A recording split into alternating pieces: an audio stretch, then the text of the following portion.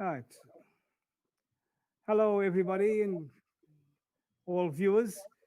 We are very privileged this afternoon on the 27th of June 2020 to have Dr. Subramanian Swamy as our special guest of Hindasa. Hindasa standing for the Hindu Dharma Association of South Africa.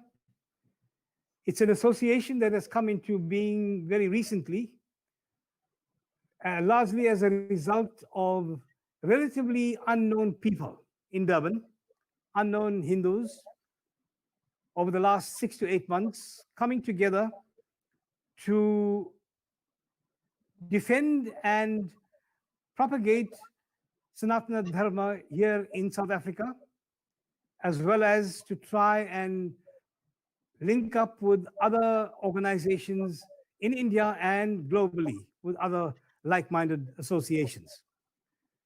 We barely 6 months ago, 8 months ago, many of us who now constitute Hindasa would never have thought we would have been doing something like this. But we want to thank Pradeep Ramlal for making the initiative and bringing us all together and doing the kinds of work that he has. And we are therefore very privileged to have you this afternoon, Dr. Swamy. And many of us here in South Africa have been following your programs. We really appreciate the kinds of things that you have been doing in India and globally for Hindus. We all know that Dr. Swamy is an eminent Hindu scholar, trained as an economist at Harvard University, a very senior politician in India, belonging to the BJP government. So to some extent, to many of us, Dr. Swamy does not need too much of an introduction, but there are a whole range of new people who are indeed first-timers to Dr. Swamy.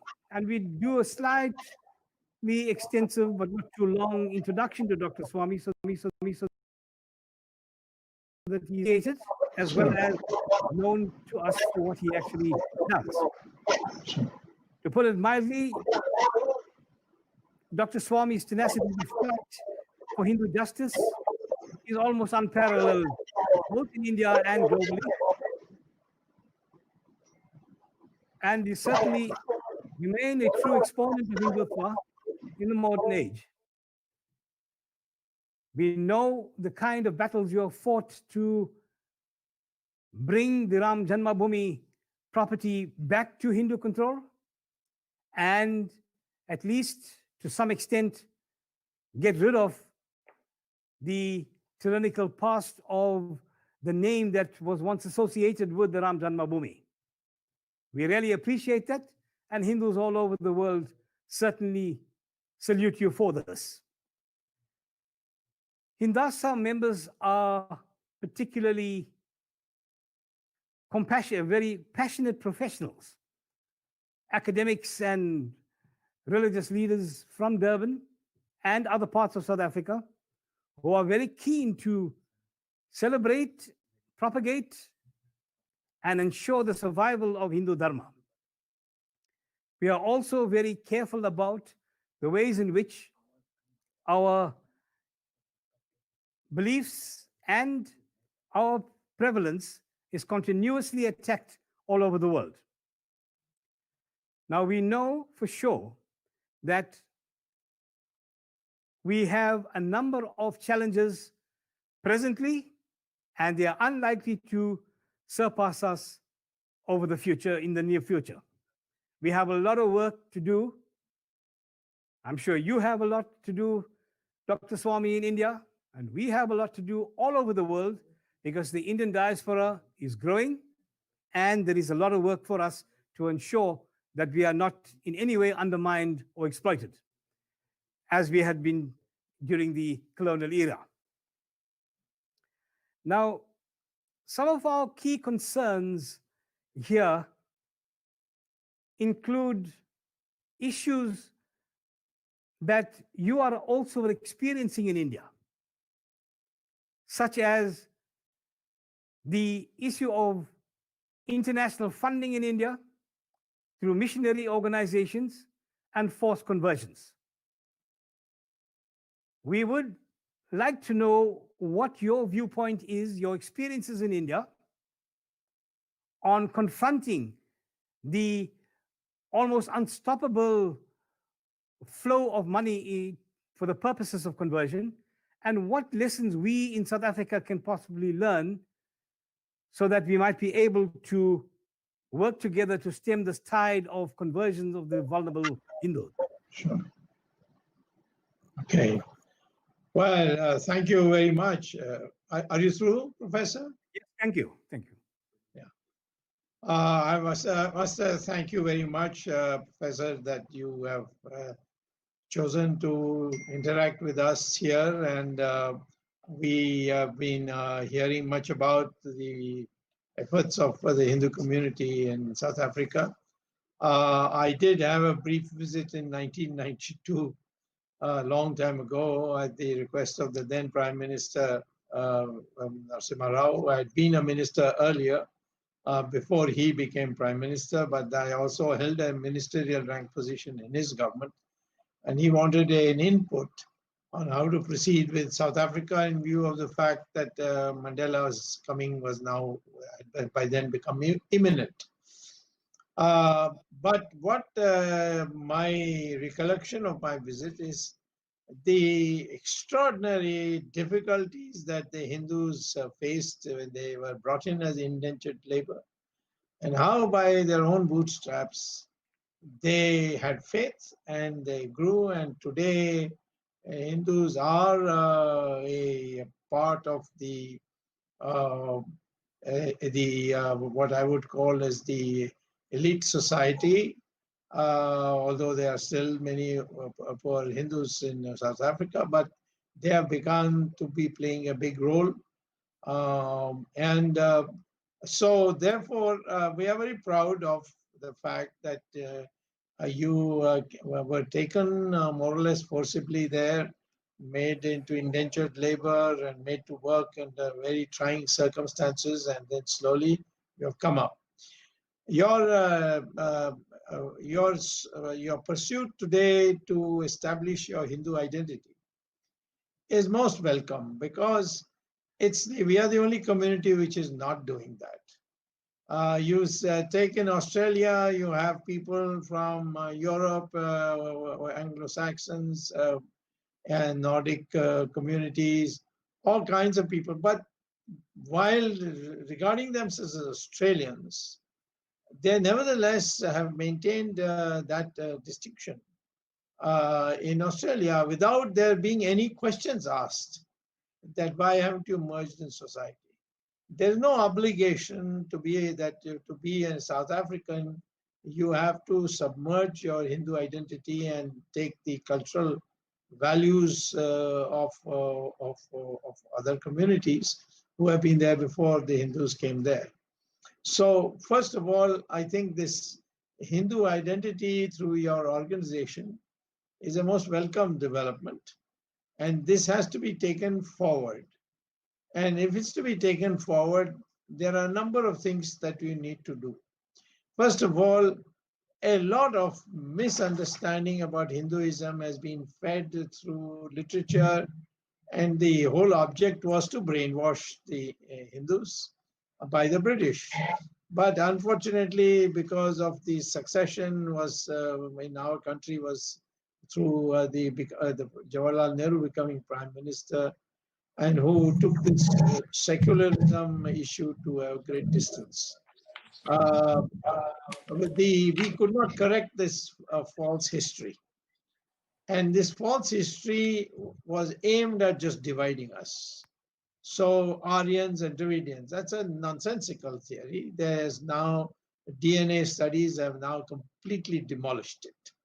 Indians have a DNA from north to south, east to west, which is the same. And these have been researches have been published in the Journal of Genetics in Britain, in Cambridge University, actually, in Houston University, in Mysore University in India. And it's easily accessible through Google search engines. Indians are one people. There is no Aryan, there is no Dravidian. The word Aryan doesn't exist in our entire scriptures. Arya is there, but Arya is a neutral word, means a refined person, a cultured person.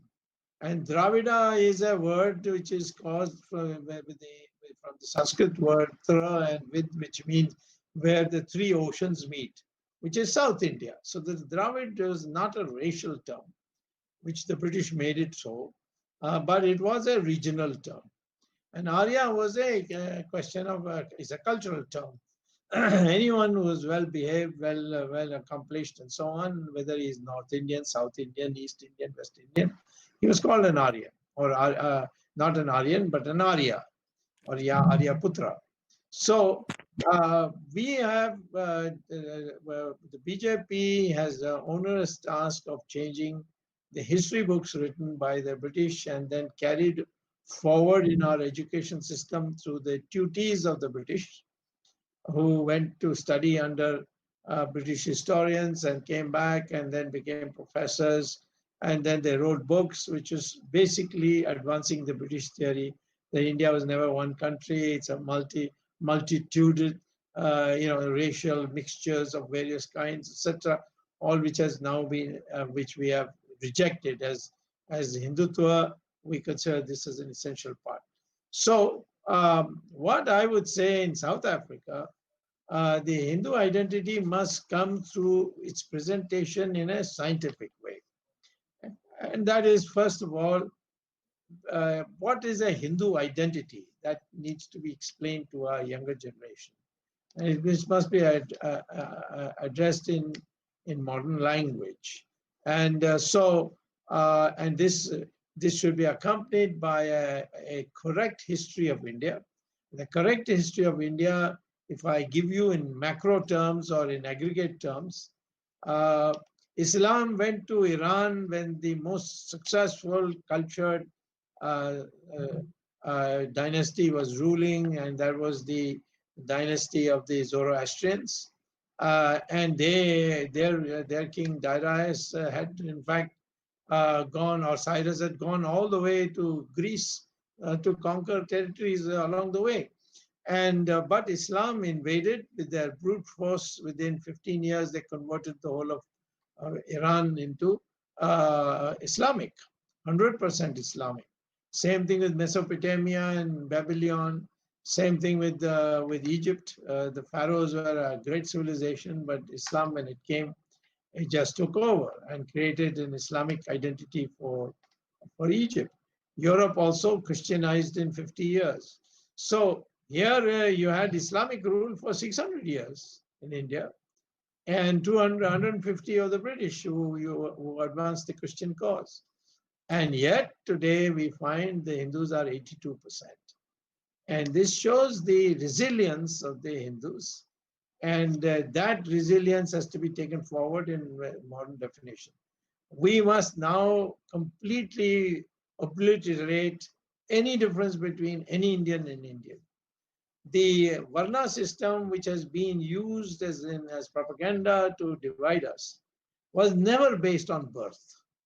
And this is, the authority is Krishna in Gita, in chapter 3 and so many other chapters. He repeatedly says Varna is not based on anything but gunas, not on birth.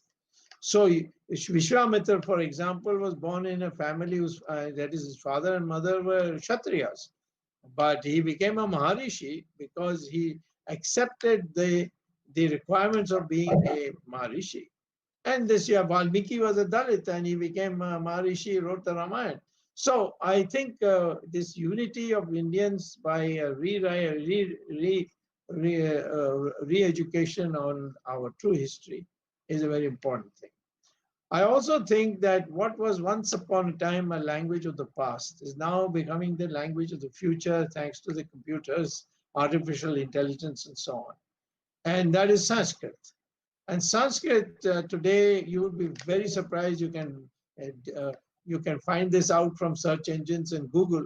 St. James School in London, one of the most prestigious public, what they call what Americans call as private schools, but in England it's called public school. This public school has now made it mandatory that children of 6 to 11 years in the morning will spend half an hour reciting Sanskrit shlokas. And in fact, Google has photographs of these people chanting shlokas from Sanskrit, because the principle maintains that reciting for these 6 to 11 year age children, reciting Sanskrit shlokas in the morning, the brain development is much faster than if you don't recite it. So he says, therefore, I have accepted this. And in America too, this movement started, yoga. So many Hindu concepts are now being accepted. So much so that in the Newsweek, there was an article saying that now we are all Hindus. And this editor, her name was Liz Miller, she says that we are Christians, but the Hindu concepts are very attractive. We think that the most scientific way to dispose of bodies is not by burial, but by cremation. We think that if you have a harmonization between material prosperity and spiritualism, then you will be the happiest. So on. So what I would say is to you that today what you need is to bring people to get to know our genuine past, and then the moral principles that are clearly stated, and then also on the issue of a uniting language.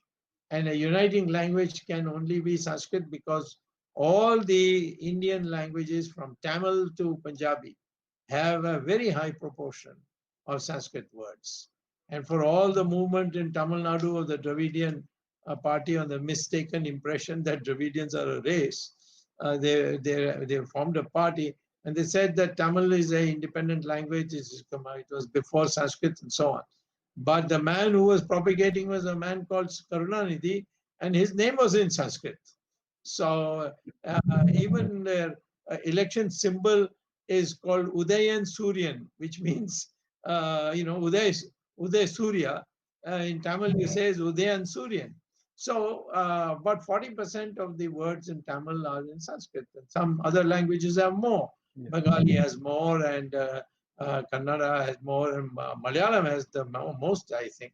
So, I think this unity, this rising above all these caste thing, this has to be created in the younger generation. And I think that's what will start the Hindu movement in a real sense in South Africa also, as it has done in India. And because of that, we now are able to unite Hindus. Otherwise, in the past, Hindus used to get divided on caste, region, language. In 1,000 different ways, Indians were quartered, and then the minorities united, and it became easy for them to win. But the Hindutva movement has now united the Hindus to rise above these divisions and vote as Hindus, and as a consequence, with 40% vote, BJP has come back to power twice, and probably will be coming to power in the future also, because there's no challenge to us on the Hindutva unity program that we are advocating. This is what I would say in the beginning. Sure, that's a wonderfully expansive answer that you've given us, Dr. Swamy. We much appreciate that. I want to pick up on one aspect of what you have just responded to. Yes. And that is the notion of Hindutva.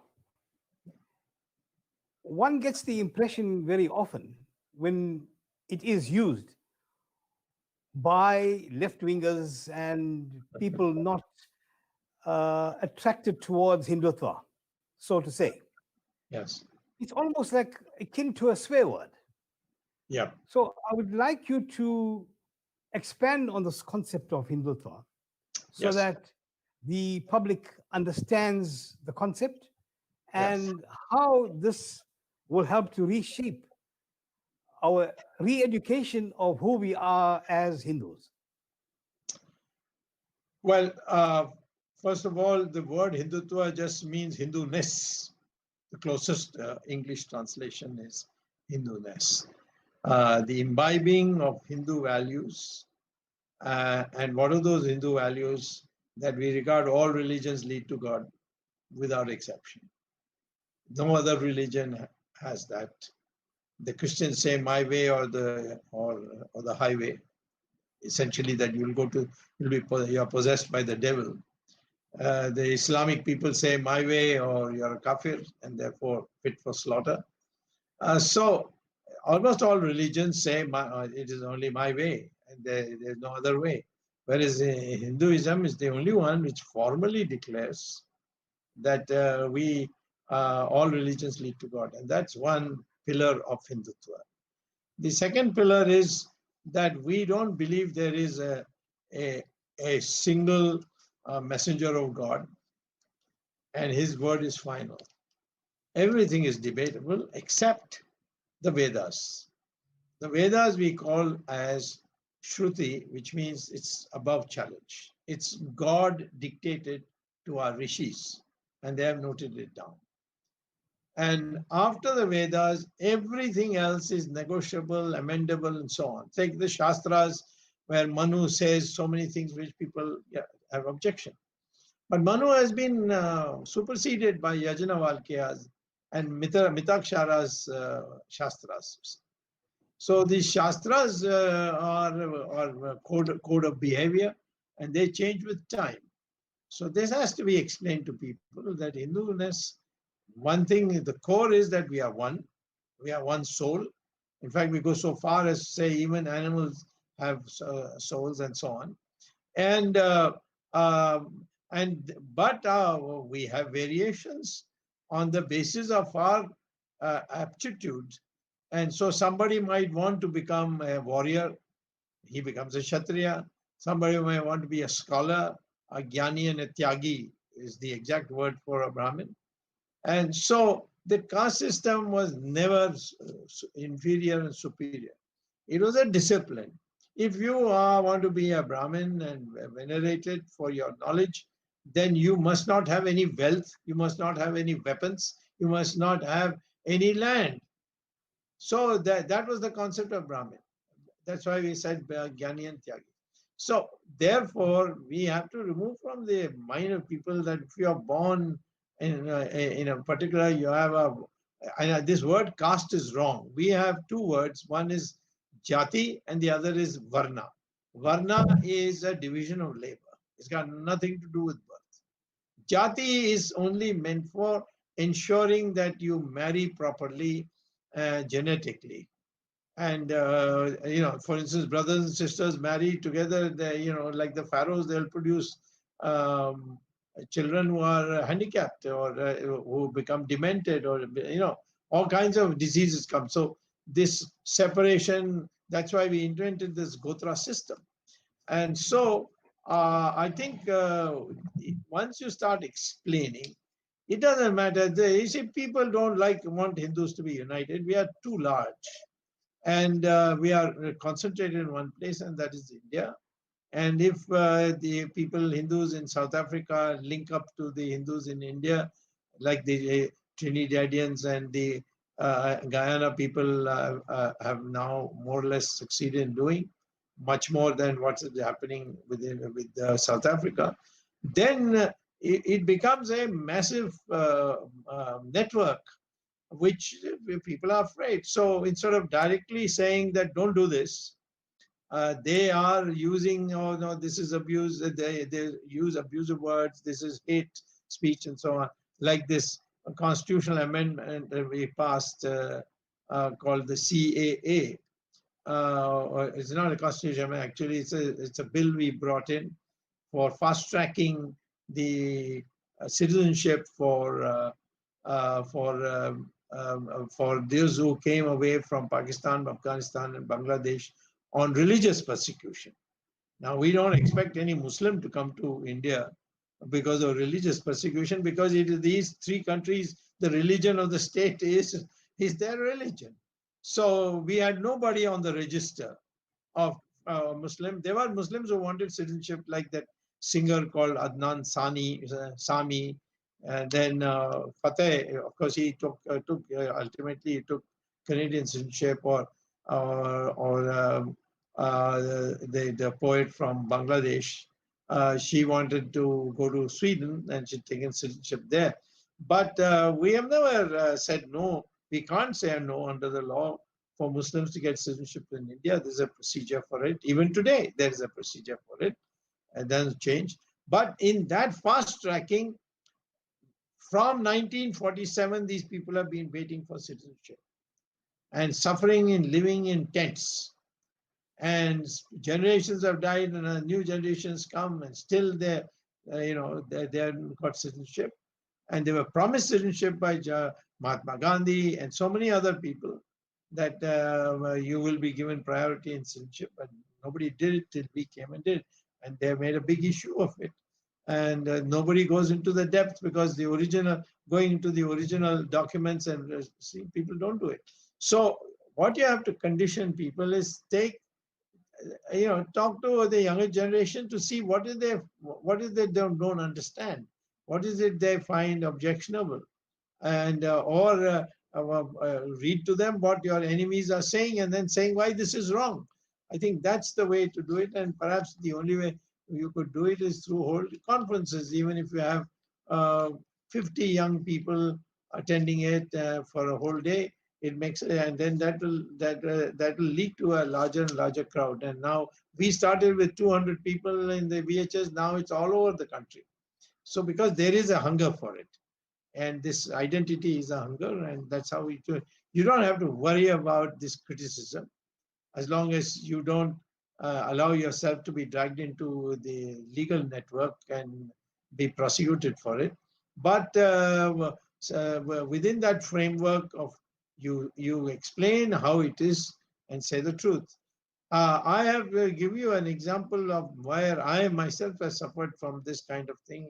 When recently Imran Khan, the Prime Minister of Pakistan, and the Under Secretary General of the United Nations and the BBC, they said that I had said that under Indian law, Muslims and Hindus are not equal. I never said that. What I said was this, that in the CAA, that Citizens Amendment Act, Muslims, there was not a single Muslim. And it was quoted to me that Article 14 of the Constitution it guarantees equality before law. So why Muslims are being excluded? And this shows there is no equality before the law. So at first I explained in Parliament, and I was asked to speak on behalf of the party. I spoke in Parliament. I said, no Muslim has applied on persecution, religious persecution.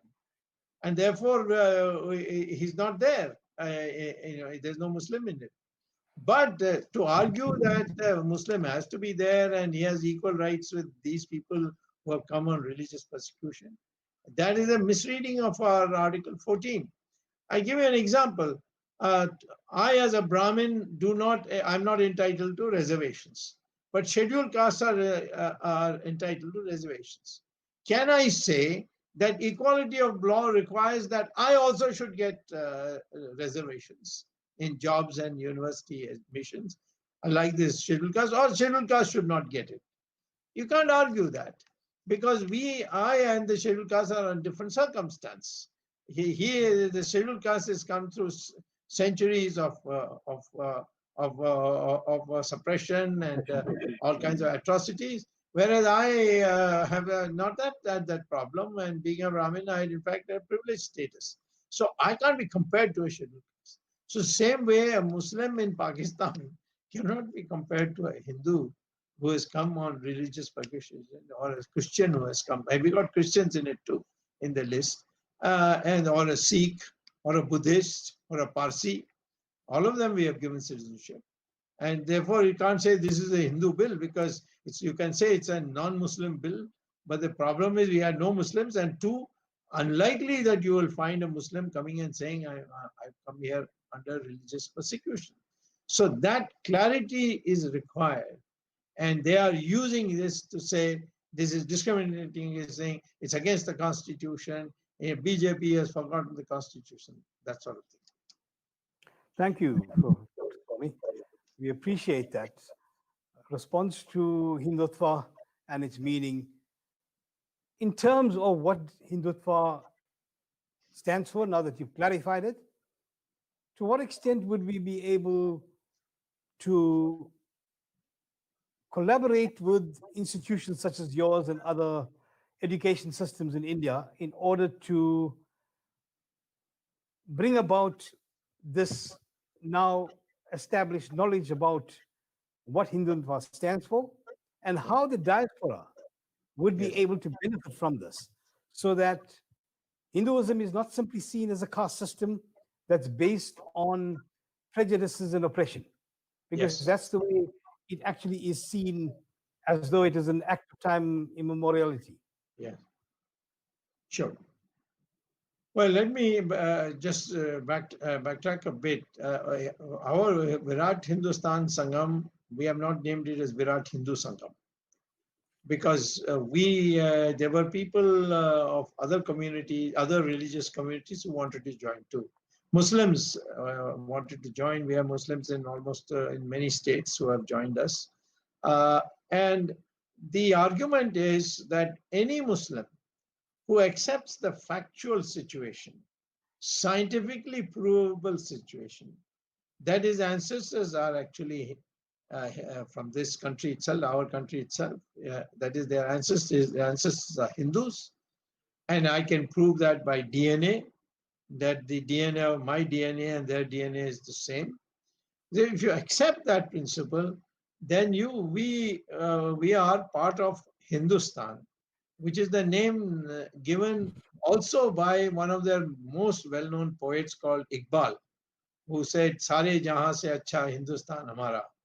And he was the one who said that Rama is Imam-e-Hind. And he said that our country is Hindustan. It is the land of the Hindus, but we also are people who have descended from Hindus. Now, that kind of integration we like to work. If you start saying, no, I am part of a caliphate, and therefore I must dress like them, I must look like them, I must speak their language, and then of course our organization is not the right place for you to be. So my view is that even South Africa, if there are any Muslims or even Christians who are of Indian origin and say, yes, we were once upon a time Hindus, or our grandfather was Hindu, then I think we could keep the door open to them also. The best way to proceed, therefore, to answer to your question, is that we should have a conference of, say, 15 people from South Africa, 15 people from, I think Ghana also has a lot of Indians now, from Trinidad, Guyana, United States, and have an international conference. You can have it in India if you want. Otherwise, you can have it in the United States, because there are a lot of people, they are very expert in holding conferences. So, and the idea which would distinguish us from all other organizations is not bargaining for Hindus in recognition, but in creating a new set of youngsters who are educated in what is our identity, how do you define our identity, 2, what is our correct history, 3, that we can communicate with each other in Sanskrit, 4, that we believe in a philosophy where pursuit of material prosperity as a one-dimensional pursuit is bad, but it should be balanced with spiritual values. And finally, the question of justice, which we call as Ram Rajya, and that is what Mahatma Gandhi said. Ram Rajya was a question of social justice. And you can see that Rama treated everybody equally, and therefore we say Ram Rajya. But in fact, the Hindu religion, women have, for instance, women's position is one of the highest. I jokingly say that Brahma had a cabinet in which all the important portfolios were given to women goddesses. Education was given to Saraswati, finance was given to Lakshmi, and education was given to Saraswati, finance was given to Lakshmi, and defense was given to Durga or Parvati. So therefore, tell me what portfolio Brahma gave to a male god, and I said the only one I can think of is information broadcasting to Narad Muni, and no other gods got anything. Yeah. So women, wonderful way of explaining it. yeah, so women had a huge position, and there have been warriors in our country, Rani Jhansi, Rani Chennamma in Karnataka. So this gender equality is not a abstract equality that on every issue of male privilege, that same privilege is available to, not that way, but in terms of respect, in terms of recognition of their intelligence and their ability to bring up children. All these things where they have special advantages over men, these being recognized but treated always on a equality basis. These are things that have to be put across to our people. Otherwise, somebody will come up, oh, Rama sent away his wife to the forest when she was pregnant. That's all rubbish. That's not what happened. And we know that it was Sita who was insistent on it. And that's there in the Valmiki Ramayana. If anybody wants to read it, I can give them references. And women goddess and goddesses have been both fierce and also loving, both of them. So these are the perspective has to be changed, and it can be done only by conferences. That's a wonderful suggestion, and we'd like to take you up on that, Dr. Swamy. Yes, sure. Welcome anytime. We can decide on the venue as well. India might be the ideal place. Yes, India would be the best place. So maybe we can, by the time we hold it, we can take you to see the Ram Mandir being built. That would be wonderful. Yeah. So we are actually, on that note, we are very keen as well with respect to studies. Yes. To enhance this scholarship program that you have through the Consular General's office and the Indian High Commissions all over the world. Yes. We would like to know from you how you could possibly help us here in South Africa to increase the number of scholarships that we can offer to NRIs and PIOs here in South Africa.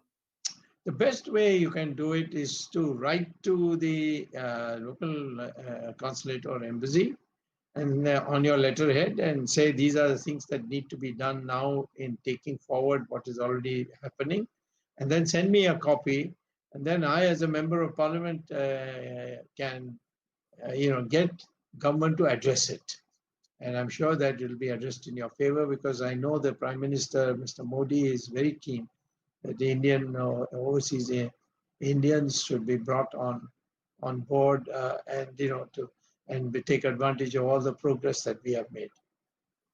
Thank you. That's very encouraging. We will certainly work upon this as well. Yes. Now, there are some more pressing issues. Yes. That India has been experiencing over the last few weeks. Yes. I'll deal with one at a time in each of these questions. Yeah. One of them, obviously, is this adventurism on the part of China on your border. Yes.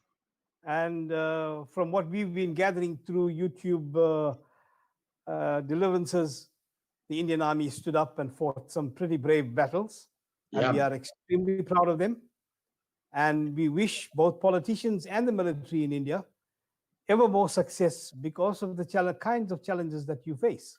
Yeah, sure. So on the basis of that, we'd just like to know, how are we to understand the nexus between the India-American relationships and the growth of it vis-a-vis the isolation of China in a global context, especially since China is trying to isolate India throughout your neighborhood. Yeah. And how are we to understand it in this part of the world? Well, first of all, although we have been already 6 years in power, but we have been independent since, we have had a constitutional independence since 1950, which makes us 70 years. Otherwise, it's 73 years. 47 means 73 years. In that, we have made India as a kind of a laughing stock.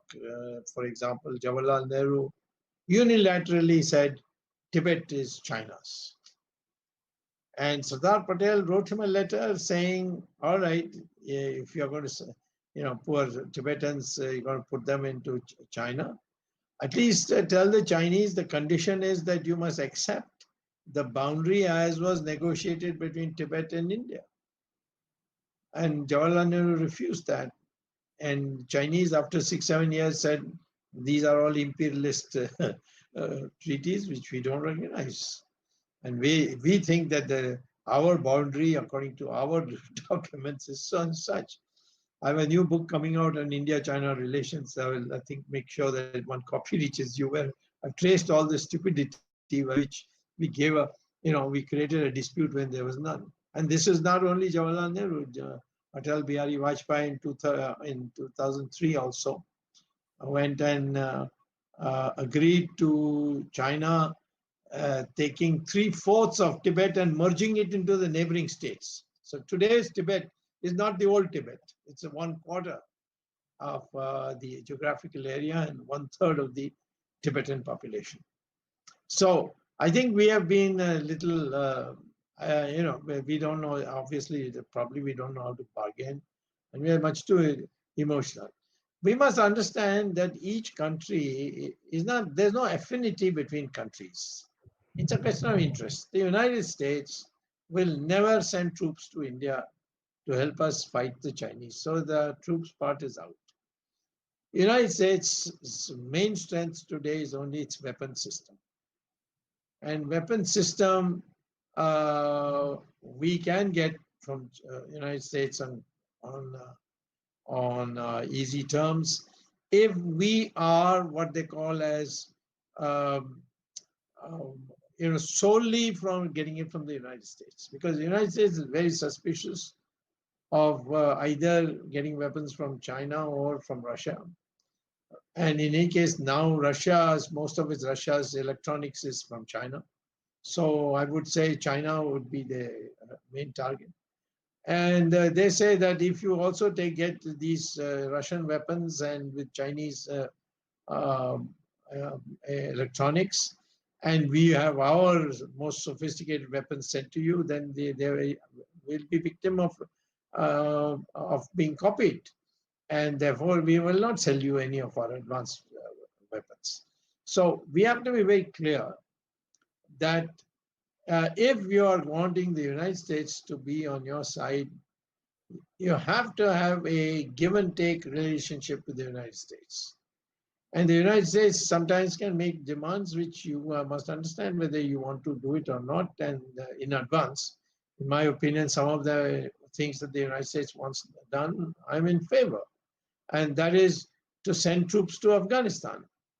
The United States wanted to pull out, and they were willing to give us the entire paraphernalia plus free access to their warehouses to pick up the weapons we want, as long as we sent 20,000 troops to Afghanistan. And we should have done it, because Afghanistan is on the so-called POK on the other side. So this strategic thinking has, unfortunately, from Jawaharlal Nehru's time, has just become a kind of, hospitality matter. I went to London and I was received by the Prime Minister. He hugged me. This kind of thing that comes in the newspapers is sickening. There's no strategic value to these things, and nor does it mean anything.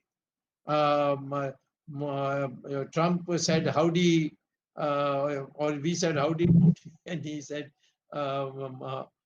howdy Modi. So big thing on that. I mean, well, concretely what you got, we don't discuss. So today we are facing that. China can never be a military threat to India because it's got a huge, long supply line. And we can bomb the hell out of that. We could have done it in 62, but Jawaharlal Nehru lost his nerve. But today, we are sufficiently equipped to bomb the supply lines of China. And it could lead to even local revolt if the Chinese were deprived of these supply lines. So the Chinese are very clever people. They poke you, and then you react, and then in that process, and then some of your neighbors who are angry with you for something else, they join, and then you get demoralized or you get diverted. So the Chinese attempt with us is just moved 5 inches and then come back 2 inches, then again move another 5 inches and come back 2 inches. It's that kind of threat we are facing today, and it has to be dealt with carefully, but with much greater transparency than we are doing today.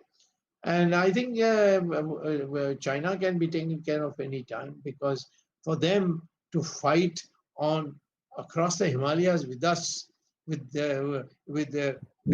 nothing in terms of military in Tibet, which means going all the way to Sichuan province or to Gansu province and bringing it from there. It's a long supply route which can be bombed. So I would say in short this only. Don't worry about China as long as we know psychologically how to deal with them. Well, that's pretty encouraging. Respect the strength of India. Many people, especially during Congress rule, has implied that India is no match to China.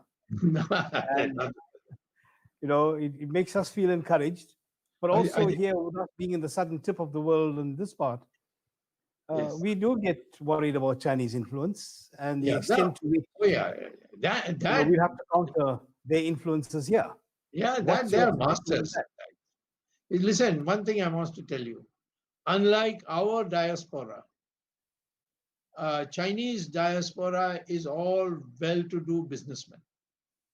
Our diaspora is people who have been grabbed, uprooted from India, brought in, put into dirty camps, and made to suffer. And then by the sheer dint of their own abilities, you have come up, and today you are in this position.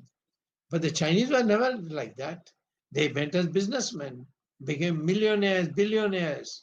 So whether it is Singapore, whether it is Hong Kong, or whether it's Chinese businessmen in South Korea, all of them are assisting, or in Chinatown in America, they are all assisting China with the most advanced technologies, because there are already highly developed people in these countries.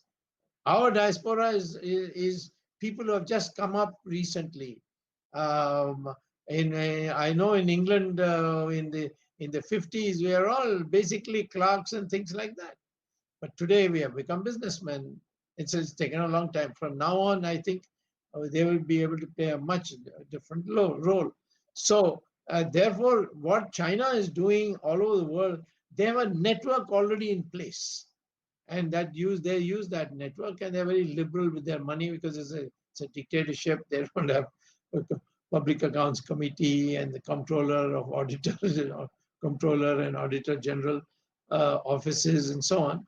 And they are able, they went to Sri Lanka and told India refused to give, when the Congress was in power, they refused to give Sri Lanka money to build the port, Humantota, because the LTT would become unhappy, because Congress was pro-LTT, despite the fact that they killed Rajiv Gandhi. It was shocking that the Congress was very pro-LTT. So they told Mr. Rajapaksa, who was then president, I mean, now his brother is now president, he's also Rajapaksa. No, we can't give you money. And the Chinese heard about it and came, why are you asking for a loan from India? We'll give you a grant. And then we'll bring machinery which you can pay later. And in the end, they supplied a bill to Sri Lanka. And by that time, Rajapaksa had lost the election, and the new batch came. And so the Chinese told them, listen, we've given you all this machinery for the port. Now you please pay. And they said, we can't pay. Said, then find some other way. Okay, so the previous Sri Lanka government said, you take over the harbor and run it and allow our ships to come and go. And so they got a base. This is what they're doing in Pakistan too. A very clever businessman. And now now that Rajpaksa has come back, if Indians are sensible and give, provide them sufficient money, we can end the Chinese influence in Sri Lanka. So this is the way we have to go about it. But in terms of military, China is no threat to us. Thank you, Dr. Swamy. There's a connection here between China come Pakistan and the CAA, the anti-CAA protests that erupted for a while globally. Yes. Initially, there's been this idea that it was Pakistan that was actually funding these protests. But we know that for what Pakistan is worth now, it's near bankruptcy. And if they can't afford much for their own country in terms of upliftment and economic programs. Yes. Would you say that an external force outside of Pakistan is actually funding the anti-CAA protests? Because here in Durban, we had one here in around the middle of February this year. Yeah, sure. Dominated by a particular group. Yeah. And that anti-CAA program or march, of course, tried to make a statement. It failed hopelessly, but nevertheless got some media coverage. Yeah. But who is it that's actually funding this? Is it really coming from Pakistan? Is it coming from Muslims in India? Is it coming from China?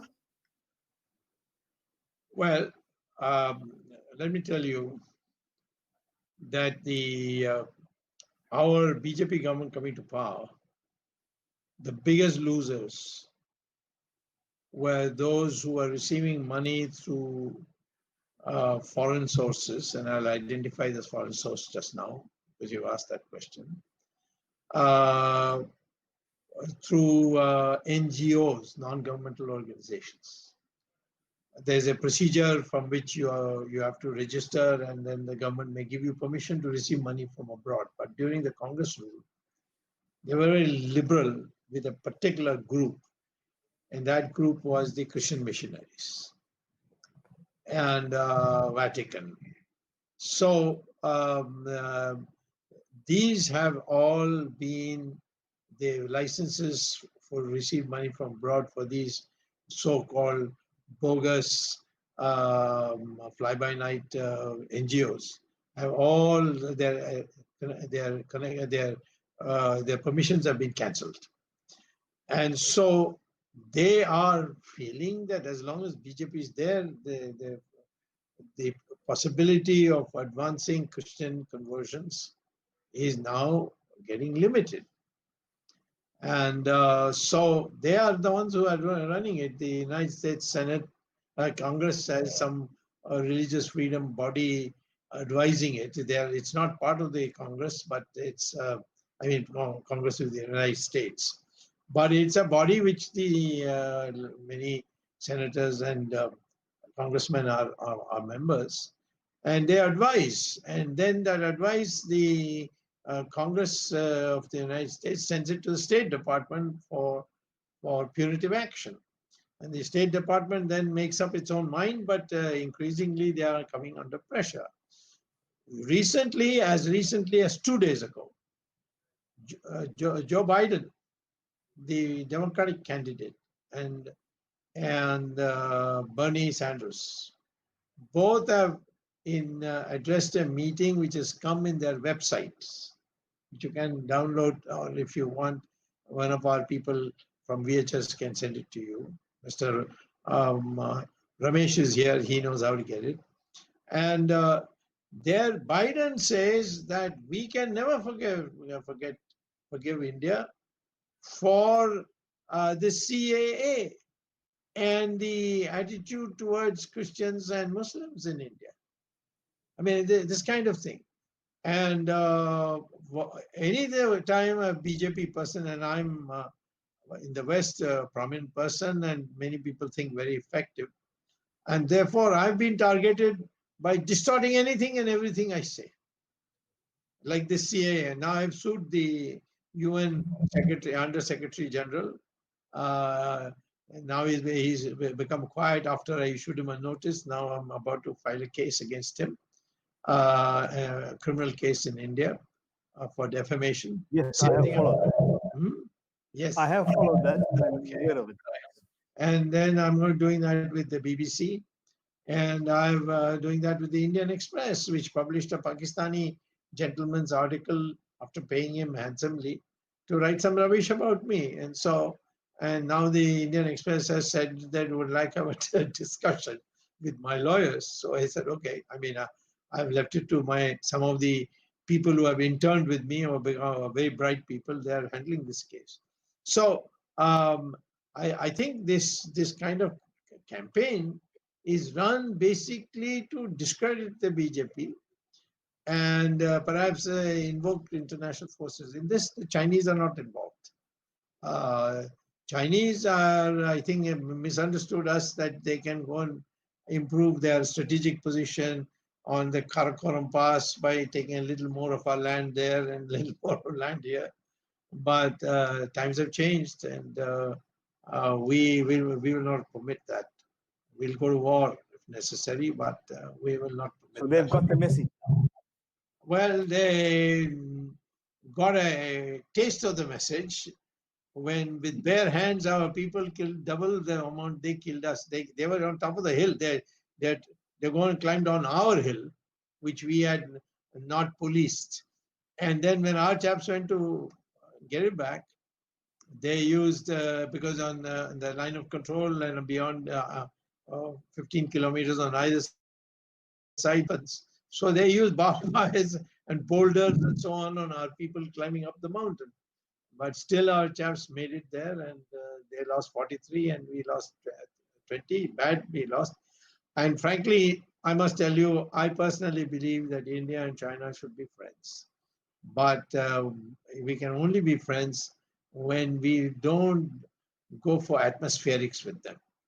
If you do business with them, be blunt, be straightforward, and stand up with them on their issues and ask them to stand up with us on our issues.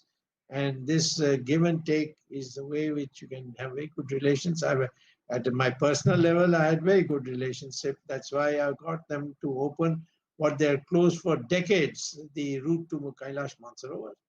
And I also, as a commerce minister, got the trade agreement signed, which they were refusing to sign for almost 20 years.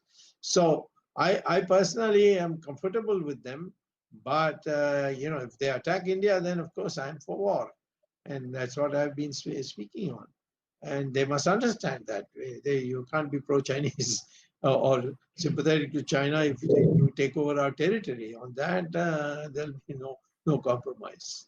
Yeah, your mention of Joe Biden was quite an interesting one, because just prior to this meeting with you this evening, I've been doing some reading and watching videos on Joe Biden's statements. It was quite confusing, because Narendra Modi and Obama shared a very close relationship, and by implication, Joe Biden would have actually followed along as well. But I don't agree that Obama and Modi shared a close relationship. you don't agree? Obama came to India. On the last day, he addressed a meeting and said that I must tell Mr. Modi that their minorities are feeling insecure and you must do something about that. Thank you, because I like the response you gave me, because it's linked to the next question that I wish to ask you.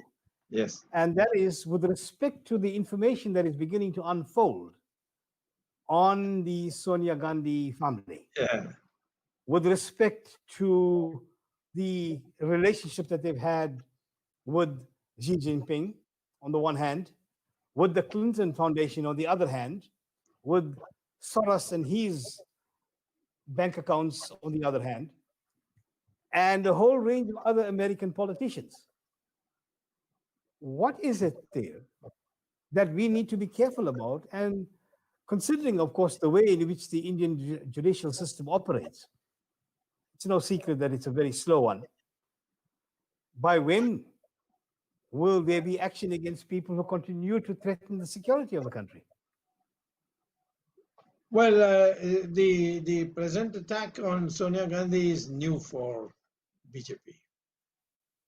Right from Vajpayee's time, for some inexplicable reason, they were always very soft on Sonia Gandhi.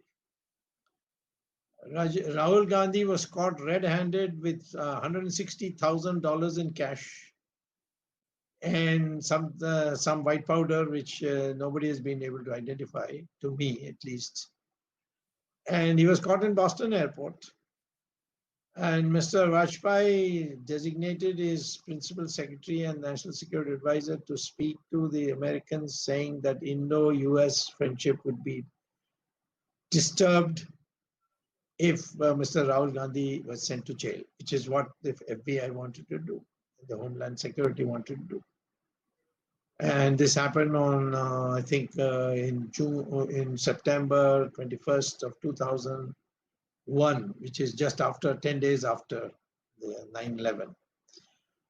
And he was let off. Of course, the FBI delayed, so for about 14, 15 hours, he was in custody. And then he was let go, and it was because of our intervention. Why? Similarly, throughout this period when I've been pursuing the National Herald case, I have got nothing but obstruction from the ministers of Mr. Narendra Modi's government, Mr. Jaitley in particular. Foot dragging, briefing the press anonymously, saying that there was no stuff in water. Of course, ultimately I got them out on bail. I mean, a warrant was issued to them. They were arrested in court, and then they applied for bail.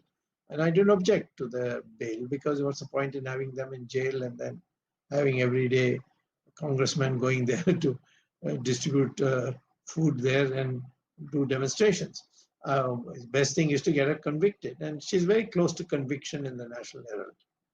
And the same thing on the Rajiv Gandhi Foundation. So I think Prime Minister has realized, perhaps late, that he was given bad advice earlier, that, if you want to run parliament, don't touch them. And I think he is now come out of that. And so now we can expect speedy justice given to Ms. Sonia Gandhi and Rahul Gandhi. Thank you.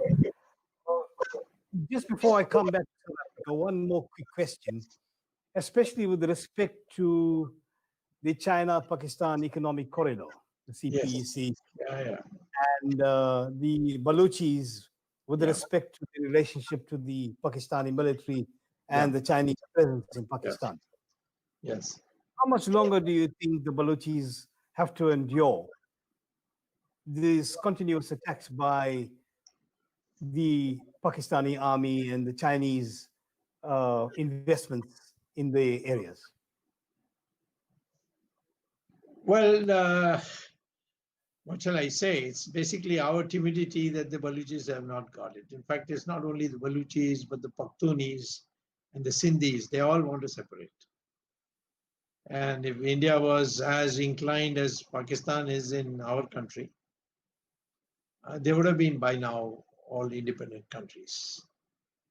But somehow this is a hangover. You see, in a democracy, you can say people's opinion matter, but then there is a bureaucracy. And you must know how to deal with bureaucracy. And if you are less educated than them, and most of the bureaucrats are come through competitive exams, they are first-class students in universities, they get first-class degrees, they qualify an exam and come, they know more than most of our ministers. And they are able to prevail, and they all connected. Somebody wants his children to go to education in America, so he's a little soft on America. Somebody has some other issue. But the trend shows to me that it's only a matter of time before Balochistan becomes an independent country. Now, as far as that road is concerned, that road is basically China's anxiety that they don't have access to the ocean except by this long route which has to come through Malacca Strait. So they have been looking for some way to reach the ocean through the land. And I thought the correct way to have dealt with it, now it's too late, But at that time, I thought the correct way to delay is to tell the Chinese that you come from Kunming to Rangoon to Calcutta and go to the ocean, or you come through Pithoragarh down to Bombay and go to the ocean. But please don't go through this POK. That will affect our security. The Chinese were ready to agree. In fact, I had spoken to them about it, and they said, you may convey that we are ready to discuss this matter. So I think now, of course, it's too late because, one thing has led to another, and now things are in a pretty bad, there's a lot of mutual hostility. Our media is no less in rubbishing the Chinese on all kinds of things. Some of them are imaginary also. But I feel that the Chinese are no match for India. They know it, but they have got a head start because they did open economy, unlike us, who continue with the Soviet model, and even with today with the licenses, quotas, buying of land, all kinds of taxes. So we are not growing as fast as them, but we can grow much faster than them. And then I think the Chinese will know their true place in the international system because we are a democracy, and therefore we have a soft power status all over the world. Thanks. As a concluding question, since we've already exceeded an hour, Okay. I'm not too proud of the fact that one of your leading politicians happens to be also my namesake. And he came down here 2 weeks ago at the behest of the African National Congress. Oh, his wife is a South African. His wife is, I just speak about Anand Sharma. Yes, I know. He happened to have been here in South Africa Yes, 2 weeks ago. many times. And sometimes when Indian politicians are over here, especially against the interests of the Indian diaspora in this part of the world, and against the interests of Indians in India as well, I'd like to know, for instance, what is the role of Sonia Gandhi, Rahul Gandhi, Anand Sharma, on the one hand, signing MOUs, if not agreements, for the Chinese to give away what is Indian, on the one hand, and ignoring, coming all the way from India to South Africa, and not even participating with anyone from the Indian diaspora here in South Africa. Ignoring us completely. That's right. Just for you to answer on that question, and perhaps some advice to us here in South Africa on how we can build better relationships with you. With better relations with you in India. With our organization or India? Organization and other similar like-minded bodies globally. You have a RSS unit in South Africa, right? In the form of the HSS. Yeah, that's the same thing as RSS. It's in a foreign registered organization, so it can't be RSS. So it's HSS. London also is HSS. You see, as far as Sonia Gandhi is concerned, I don't know how much of her background you know. You know she is the daughter of whom? Do you know that? Largely through what you've been disseminating, yes. Okay. He was a soldier in Hitler's army. Hitler ordered the forces to go to Russia in World War II and lost. And this man was taken prisoner. And he was let off in 4 years. Stalin had said, you will not let off anybody less than 20 years, Nazi soldiers. But he was let off because he converted to KGB. Agreed to spy for KGB. And the Americans had by then taken over Italy, so it became a convenient thing. She too, according to books written by Russians who have been members of commission during the Yeltsin period on KGB activities, have mentioned her as a person who has been getting money from the KGB. And I have a book, Know Your Sonia, it's called. Next time you're in India, I'll give you a copy, which is for private circulation for my party people. I've produced a document where the KGB chief openly says, these are all documents which the Americans stole from the KGB. There's no KGB today. It's now called FSI or something, or FIS. They went to KGB headquarters and just picked up every paper, photostated and put it in Woodrow Wilson's Institute and Harvard Lehman Library and so on. And so you're dealing with a person who has no attachment to India. She, I know for a fact, was financing the Habash group of the Palestinians for families who lost their son or daughter for being a suicide bomber. And this, I have direct evidence of this. So what kind of person are you dealing with? She is the one who wrote to the President of India that the killers of Rajiv Gandhi should not be given capital punishment as the Supreme Court had ordered. Why would you do that? Or have a daughter go and meet one of the convicts in jail without telling us later on what she spoke.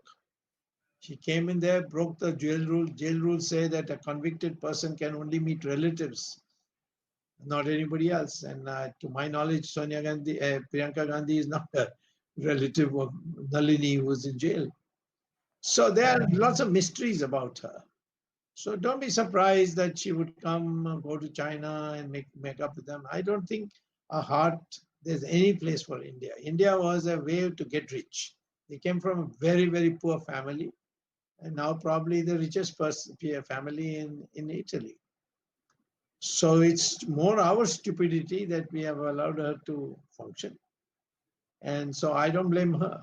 I blame our own selves. There are many occasions when we could have done it. But anyway, as far as I'm concerned, my court case is a open shut case. It's all based on documents, so there's no question of some witness being bought over. And I'm quite sure that we'll be able to send her to jail. I think our anchors are getting a little rested. Mr. Ramesh. Yes, we certainly appreciate your time with us. We have time check, Dr. Swamy, that's all. Fair enough. And we look forward to interacting with you a lot more in the future. And we really appreciate your time. Yes, well, you're welcome. We are all part of the same community, so we should prosper together. Thank you. Namaskar ji.